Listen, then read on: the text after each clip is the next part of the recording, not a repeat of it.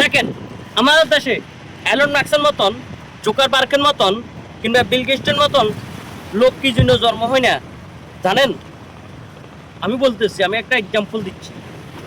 যেমন আমি একজন ক্ষুদ্র উদ্যোক্তা, আমি আমার ক্ষেত্রে উদাহরণ দিচ্ছি। আমি একজন ক্ষুদ্র উদ্যোক্তা, আমি নিজে চাকরি ছাড়ি নিজে উদ্যোক্তা হওয়ার চেষ্টা চালাচ্ছি।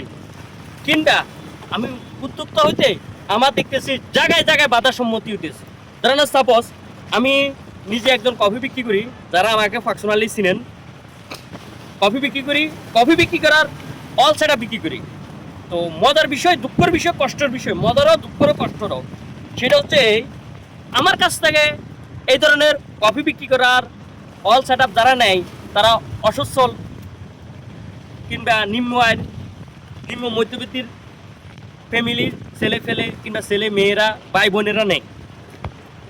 তো মূলত হচ্ছে আমার এটা এই প্রোডাক্টটা কিংবা বর্তমানে দেখতেছি অনেক বেকার যুবক ভাই বোনের এটা জনপ্রিয়তা আছে, জনপ্রিয়তা দেখাচ্ছে।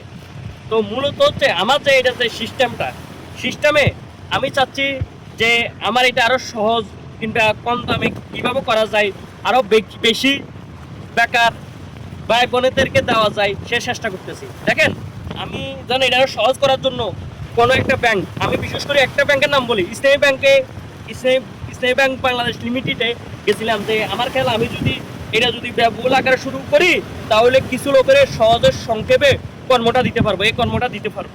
তারা নিজেরা পরিশ্রম করে নিজেরা কি উদ্যোক্তা হবে। কিংবা হওয়ার জন্য অবশ্যই আমিও কিন্তু কোনো সচ্ছল ফ্যামিলির ছেলে না। তো তখন আমি যদি এটা ব্যবহার আকারে ইয়ে করতে যাই তখন আমার একটু কিছুটা খরচ হবে। ধরুন সাপোজ আমার 50,000 বা 1,00,000 টাকা যদি আমি ইনভেস্ট করি, তখন আমি যেই দামে অল সেট আপ যেই দামে বিক্রি করি ওইটা সে আরও অনেক কম দামে বিক্রি করতে পারবো। তো আমি এই কম দামে বিক্রি করার জন্য ধরেন না বাংলাদেশের কয়েকটা ব্যাংকের কাছে আমি 50,000 টাকা কিংবা 1,00,000 টাকা লোনের জন্য আমার এনআইডি আছে, আমাকে একটা লোন দেন, আমি এই উদ্যোগ করতে চেষ্টা করতেছি। কিন্তু দুঃখের বিষয়টা হচ্ছে আমি ইসলামী ব্যাংক বলতেছি, ইসলামী ব্যাংক প্রতিপক্ষ ইসলামী ব্যাংক বাংলাদেশ লিমিটেড পতেঙ্গার শাখায় ওইখানে গেছি। ওইখানে যে পতেঙ্গার ম্যানেজার উনি যেন শুনছে যে আমি ফুটপাতে কফি বিক্রি করি, কফি বিক্রি করার অল সেট বিক্রি করি, উনি আমার সাথে কথাই বলেন, আমার সাথে উনি কথাই বলে নাই। এটা খুবই দুঃখজনক, নিন্দনীয়জনক।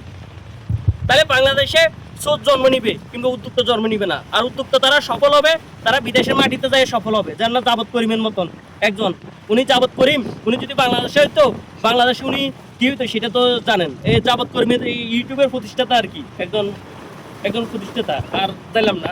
তো দুঃখের বিষয় হলো বাংলাদেশে যারা এখন বর্তমানে রাষ্ট্র পরিচালনা করতেছেন, যারা বলতেছেন যে আপনারা দেশের জন্য, মানুষের জন্য, অসহায় মানুষের জন্য কাজ করেন, আপনারা আমাদের মতন ক্ষুদ্র উদ্যোক্তাদেরকে দেখেন না?